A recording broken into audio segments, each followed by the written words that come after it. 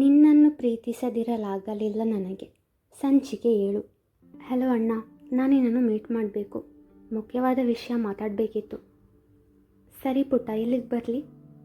ನಮ್ಮ ಮಾಮೂಲಿ ಜಾಗ. ಸರಿ, ಬರ್ತೀನಿ. ಇಬ್ಬರು ಮೀಟ್ ಆಗ್ತಾರೆ. ಹಾಯ್ ಚಿನ್ನಿ, ಈ ಅಣ್ಣನ ನೆನಪು ಇವಾಗಾಯ್ತಾ? ಹಾಗೇನಿಲ್ಲ ಅಣ್ಣ, ನಿನ್ನನ್ನು ಹೇಗೆ ಮರೀಲಿ? ಸ್ವಲ್ಪ ಬಿಸಿ ಇದ್ದೆ. ನನ್ನ ಚೌಟಸ್ನ ಕೂಡ ಮೀಟ್ ಮಾಡಿಲ್ಲ ಗೊತ್ತಾ? ಸಾರಿ ಪುಟ್ಟ, ತಮಾಷೆಗೆ ಹೇಳಿದೆ. ಈಗ ವಿಷಯ ಹೇಳು.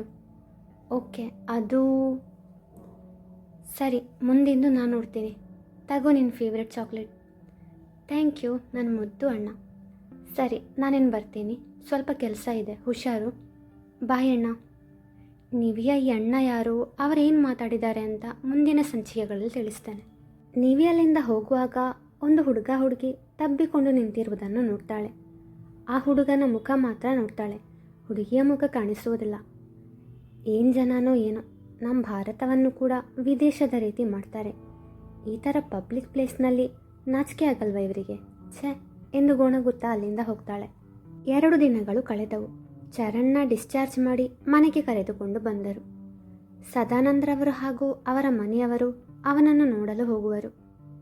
ಹೇಗಿದೆಯಪ್ಪ ಈಗ? ಪರವಾಗಿಲ್ಲ ಅಜ್ಜಿ, ಸ್ವಲ್ಪ ನೋವಿದೆ ಅಷ್ಟೆ. ಡಾಕ್ಟರ್ ಹೇಳಿದ ಮಾತ್ರೆಗಳನ್ನು ಸರಿಯಾದ ಸಮಯಕ್ಕೆ ತಗೋಪ್ಪ. ಸರಿ ಆಂಟಿ. ನೋಡಪ್ಪ, ನಾನು ನಿನ್ನ ಅಮ್ಮನನ್ನು ತಂಗಿ ಅಂತ ಹೇಳಿದ್ದೇನೆ. ಆಗ ನಾನು ನಿನಗೆ ಮಾವ, ಇವಳು ಆಂಟಿ ಅಲ್ಲಪ್ಪ, ಅತ್ತೆ ಅಂತ ಕರಿ. ಸರಿ ಮಾವ. ಸರ್, ನೀವು ರೆಸ್ಟ್ ಮಾಡಿ, ಬಾಯ್ ಎಂದು ನೀವಿ ಹೇಳಿದಳು. ಅಲ್ಲಿ ಶಿವಿಯನ್ನು ಬಿಟ್ಟು ಎಲ್ಲರೂ ಚರುವನ್ನು ನೋಡಿ ಹೋಗ್ತಾರೆ. ಅವಳು ಕಾಲೇಜಿಗೆ ಹೋಗಿರ್ತಾಳೆ. ಸಂಜೆ ಮನೆಗೆ ಬಂದ ಮೇಲೆ ಹೋಗೋಣ ಅಂತ ಅಂದ್ಕೊಂಡಿರ್ತಾಳೆ. ಯಾಕೆಂದರೆ ಅಲ್ಲೇ ಇದ್ದರೆ ಯಾರಿಗಾದರೂ ಅನುಮಾನ ಬಂದರೆ ಎಂದು. ಎಲ್ಲರೂ ಬಂದು ಹೋದರು. ಇವಳು ನನ್ನ ನೋಡೋಕ್ಕೆ ಬಂದಿಲ್ಲ. ಯಾಕೆ, ನಾನಂದರೆ ಅಷ್ಟು ದ್ವೇಷನಾ ಎಂದುಕೊಂಡ ಚರು ನಿದ್ದೆಗೆ ಜಾರುವನು. ಅಮ್ಮ ಅಮ್ಮ. ಏನಾಯ್ತು ಶಿವಿ, ಯಾಕೆ ಹಾಗೆ ಕಿರಿಚ್ತಿದ್ಯಾ? ಅಮ್ಮ, ನನ್ನ ಸರ್ನ ನೋಡ್ಕೊಂಡು ಬರ್ತೀನಿ. ಲೇ, ಮೊದಲು ಫ್ರೆಶ್ ಆಗು, ಆಮೇಲೆ ಹೋಗುವೆ ಅಂದೆ. ಅಮ್ಮ ಹೇಳಿದ ಹಾಗೆ ಕೇಳೋಣ, ಇಲ್ಲ ಅಂದರೆ ಸುಮ್ಮನೆ ಅನುಮಾನ ಬರಬಹುದು ಎಂದುಕೊಂಡು, ಸರಿಮ್ಮ, ನಾನು ಫ್ರೆಶ್ ಆಗಿ ಹೋಗ್ತೀನಿ. ಫ್ರೆಶ್ ಆಗಿ ಚರುನ ನೋಡಲು ಹೋಗ್ತಾಳೆ. ಆ ಸಮಯದಲ್ಲಿ ಸುಜಾತಾರವರು ಚರುಗೆ ಟೀ ಮತ್ತು ತಿಂಡಿ ಕೊಡಲು ಹೋಗ್ತಾರೆ. ಸುಜಿ, ನಾನು ಸರ್ನ ನೋಡೋಕೆ ಬಂದೆ, ಕೊಡು, ನಾನು ಅವರಿಗೆ ತಿಂಡಿ ಕೊಡ್ತೀನಿ. ಸರಿ ಪುಟ್ಟ, ನಂಗೆ ಅಡುಗೆ ಮನೆಯಲ್ಲಿ ಸ್ವಲ್ಪ ಕೆಲಸ ಇದೆ. ಓಕೆ ಸುಜಿ ಎಂದು ಚರು ರೂಮ್ಗೆ ಹೋಗುವಳು. ಅವನು ಯಾವುದೋ ಯೋಚನೆಯಲ್ಲಿರುತ್ತಾನೆ. ಸರ್, ಈಗ ಹೇಗಿದ್ದೀರಿ? ಸತ್ತಿಲ್ಲ, ಬದುಕಿದ್ದೀನಿ. ಕೆಲವರಿಗೆ ದುಃಖ ಆಗಿರಬೇಕು ನಾನಿನ್ನೂ ಸತ್ತಿಲ್ಲ ಎಂದು. ಅವನು ಅಷ್ಟು ಹೇಳಿದ್ದೇ ತಡ, ಶಿವಿ ಬಿಕ್ಕಿ ಬಿಕ್ಕಿ ಅಳತೊಡಗಿದಳು. ಅವನಿಗೂ ಬೇಸರವಾಯಿತು. ನೋಡು, ಅಳ್ಬೇಡ. ಸಾರಿ. ಯಾಕೆ ಸಾರಿ? ಇದೆಲ್ಲ ನೀನು ಮಾಡಿದ? ಹೌದು ಎಂಬಂತೆ ತಲೆ ಆಡಿಸಿದಳು. ಯಾಕೆ? ಅವಳೇನು ಮಾತನಾಡಲಿಲ್ಲ. ಸರಿ, ಈಗ ಯಾಕೆ ಬಂದೆ? Sir, I am really very sorry. ನೀವು ಮೊದಲು ತಿಂಡಿ ತಿನ್ನಿ. ಅವನು ಬ್ಯಾಂಡೇಜ್ ಹಾಕಿದ ಕೈ ತೋರಿಸ್ತಾನೆ. ಅವಳೇ ಅವನಿಗೆ ತಿನ್ನಿಸ್ತಾಳೆ. ಆಗ ಅವಳ ಕೆನ್ನೆಗೆ ಮುತ್ತಿಡುವ ಮುಂಗುರುಳನ್ನು ನೋಡುತ್ತಾ ಕಳೆದು ಹೋಗ್ತಾನೆ. ಸರಿ ಸರ್, ನಾನಿನ್ನು ಬರ್ತೀನಿ, ಟೇಕ್ ಕೇರ್. ಅವನಿಗಿದ್ಯಾವುದೂ ಕೇಳುವುದಿಲ್ಲ. ಕೊನೆಗೆ ಅವಳು ಅವನ ಮುಖದ ಮುಂದೆ ಕೈ ಆಡಿಸುತ್ತಾಳೆ. ಆಗ ಅವನು ವಾಸ್ತವಕ್ಕೆ ಬಂದು, ಹಾಂ ಏನಂದೆ? ನಾನಿನ್ನು ಬರ್ತೀನಿ, take care, bye. Okay bye. ಛೇ, ಸ್ವಲ್ಪ ಹೊತ್ತಿದ್ರೆ ಆಗ್ತಿರ್ಲಿಲ್ವಾ? ಮಿರ್ಚಿ. ಪರವಾಗಿಲ್ಲ, ನಾಳೆ ಬರ್ತಾಳಲ್ವಾ ಎಂದು ಒಳಗೊಳಗೆ ಖುಷಿ ಪಡ್ತಾನೆ. ಮರುದಿನ ಬೆಳಗ್ಗೆ ಶಿವಿ ದೇವಸ್ಥಾನಕ್ಕೆ ಹೋಗಲು ಹೊರಡುವಾಗ ನಿವಿ ಕೂಡ ಬರುತ್ತೇನೆ ಎಂದು ಇಬ್ಬರು ಜೊತೆಯಲ್ಲೇ ಹೋಗುತ್ತಾರೆ. ಅದು ಒಂದು ದೇವಿಯ ದೇವಸ್ಥಾನ. ಇಬ್ಬರು ದೇವಿಯಲ್ಲಿ ತಮ್ಮ ಮನದ ಇಂಗಿತವನ್ನು ಹೇಳ್ತಾರೆ. ನಿವಿ ಪ್ರದಕ್ಷಿಣೆ ಹಾಕಿ ಬಂದರೂ ಶಿವಿದು ಮುಗ್ದಿರುವುದಿಲ್ಲ. ಆದ್ದರಿಂದ ನಿವಿ ಆಚೆ ಕಾಯೋಣ ಎಂದು ಹೋಗುವಾಗ ಅಲ್ಲಿ ಒಂದು ಹುಡುಗಿ ಅಳ್ತಾ ಇರ್ತಾಳೆ. ಕಾರಣ ಕೇಳಿದಾಗ ಆ ಬಿಳಿ ಶರ್ಟ್ ಹಾಕಿದ ಹುಡುಗ ತನ್ನೊಡನೆ ಅಸಭ್ಯವಾಗಿ ವರ್ತಿಸಿದ ಅಂತ ಹೇಳ್ತಾಳೆ. ನಿವಿ ಕೋಪದಿಂದ ಹೊರಗೆ ನೋಡಿದಾಗ ಆ ವ್ಯಕ್ತಿ ಮೆಟ್ಟಿಲು ಇಳಿದು ಹೋಗ್ತಿರೋದು ಕಾಣಿಸುತ್ತದೆ. ಓಡಿ ಹೋಗಿ ಆ ವ್ಯಕ್ತಿಯನ್ನು ಅವಳ ಕಡೆಗೆ ತಿರುಗಿಸಿ ಕೆನ್ನೆಗೆ ಬಾರಿಸುತ್ತಾಳೆ. ಆ ವ್ಯಕ್ತಿ ಬೇರೆ ಯಾರೂ ಅಲ್ಲ, ಅಂದವಳು ಪಾರ್ಕಿನಲ್ಲಿ ಒಂದು ಹುಡುಗಿಯನ್ನು ತಬ್ಬಿಕೊಂಡು ನಿಂತಿದ್ದ ಹುಡುಗನನ್ನು ನೋಡಿದ್ದಳಲ್ಲ, ಅವನೇ. ಅವತ್ತಿದ್ದ ಸಿಟ್ಟನ್ನು ಸೇರಿಸಿ ಇನ್ನೊಂದು ಕೆನ್ನೆಗೆ ಬಾರಿಸುತ್ತಾಳೆ. ಅವನಿಗೆ ಏನೂ ಮಾತನಾಡಲು ಅವಕಾಶ ಕೊಡದೆ ರೀ, ನೀವು ಹುಡುಗಿಯರಂದ್ರೆ ಏನು ಅಂದ್ಕೊಂಡಿದ್ದೀರಾ? ನಾಚಿಕೆ ಆಗಲ್ವಾ ನಿಮ್ಮ ಜನ್ಮಕ್ಕೆ? ಇನ್ನೊಂದು ಸಾರಿ ನನ್ನ ಕಣ್ಮುಂದೆ ಬಂದರೆ ಅಲ್ಲೇ ಹೂತಾಕ್ಬಿಡ್ತೀನಿ, ಹುಷಾರ್ ಎಂದು ತೋರು ಬೆರಳು ತೋರಿಸಿ ಎಚ್ಚರಿಕೆ ನೀಡಿ ಹೋಗುತ್ತಾಳೆ. ನಂತರ ಆ ಹುಡುಗಿಯ ಬಳಿ ಬಂದು, ನೋಡು, ಹೀಗೆ ಅಳ್ತಾ ಕೂತ್ರೆ ಸರಿ ಹೋಗಲ್ಲ, ಧೈರ್ಯವಾಗಿರು. ಇನ್ನೊಂದು ಸಾರಿ ಯಾರಾದರೂ ಈ ಥರ ನಡ್ಕೊಂಡ್ರೆ ಸರಿಯಾಗಿ ಬಾರಿಸು, ಗೊತ್ತಾಯ್ತಾ? ಆಗ ಆ ಹುಡುಗಿ ಸರಿ ಎಂದು ತಲೆ ಆಡಿಸುತ್ತಾಳೆ. ಆಗ ಶಿವಿ ಬರುತ್ತಾಳೆ. ಇಬ್ಬರು ಮನೆಗೆ ಹೋಗ್ತಾರೆ. ಹೇಗಿದ್ದರೂ ಕಾಲೇಜಿಗೆ ಹೋಗಿ ಬರುವಾಗ ಸಂಜೆ ಆಗುತ್ತೆ. ಡಾಕ್ಟರ್ ಹೇಳಿದ ಪ್ರಕಾರ ನಾಳೆ ಸರ್ನ ಬ್ಯಾಂಡೇಜ್ ಬಿಚ್ತಾರೆ. ಈಗ ಸರ್ನ ನೋಡಿ ಅಲ್ಲಿಂದ ನೇರ ಕಾಲೇಜಿಗೆ ಹೋಗೋಣ, ಹಾಗೆ ಅವರ ಹೆಸರಲ್ಲಿ ಅರ್ಚನೆ ಮಾಡಿಸಿದ ಪ್ರಸಾದ ಕೊಟ್ಟು ಬರೋಣ ಎಂದು ಮನಸ್ಸಲ್ಲೇ ಅಂದುಕೊಂಡು ನೀವಿಗೆ ಹೇಳಿ ಹೋಗ್ತಾಳೆ. ಅಲ್ಲಿ ಯಾರೂ ಕಾಣದ ಕಾರಣ ನೇರ ಚರಣ್ನ ರೂಮಿಗೆ ಹೋದಳು.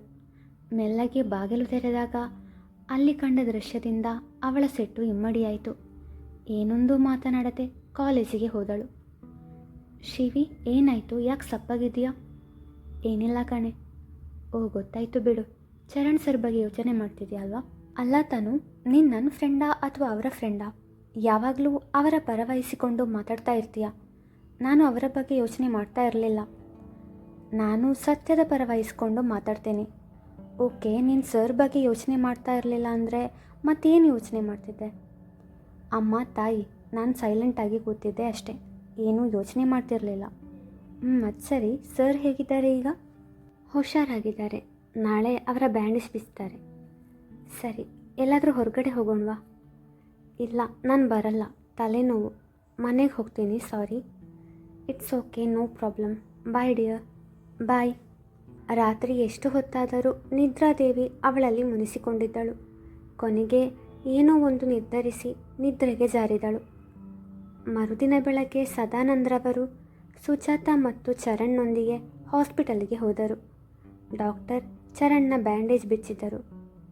Now you are perfectly all right mister Charan. Thank you doctor, ನಾವಿನ್ನು ಹೋಗ್ತೀವಿ ಎಂದು ಚರಣ್ ಮತ್ತು ಸುಜಾತ ಅವರನ್ನು ಮನೆಗೆ ಬಿಟ್ಟು ಸದಾನಂದ್ರವರು ಆಫೀಸಿಗೆ ತೆರಳಿದರು. ನಿನ್ನೆಯಿಂದ ಈ ಹುಡುಗಿ ಯಾಕಪ್ಪ ಬರಲಿಲ್ಲ ಅಂದುಕೊಂಡು ಚರಣ್ ಬಾಲ್ಕನಿಯಲ್ಲಿ ನಿಂತಿದ್ದ. ಆಗ ಶಿವಿ ಬರುವುದನ್ನು ಕಂಡು ರೂಮ್ ಸೇರಿದ. ಸುಜಿ, ಬಾ ಪುಟ್ಟ, ನಿನ್ನೆಯಿಂದ ಕಾಣಲೇ ಇಲ್ಲ ನೀನು. ಅದು ಅಸೈನ್ಮೆಂಟ್ ಮಾಡೋದಿತ್ತು. ಹೌದಾ, ನೀನು ಕೂತಿರು, ನಾನು ಕಾಫಿ ತರ್ತೀನಿ. ಹಾಂ. ಸುಜಿ, ಸರ್ ಎಲ್ಲಿ? ಮೇಲೆ ಇದ್ದಾನೆ, ನಾನು ನೋಡ್ಕೊಂಡು ಬರ್ತೀನಿ. ಸರಿ. ಚರಣ್ನ ರೂಮಿಗೆ ಬಂದಾಗ ಅವನು ಮಲಗಿದ್ದ, ಅಂದರೆ ಮಲಗಿದ ಹಾಗೆ ನಟಿಸಿದ್ದ.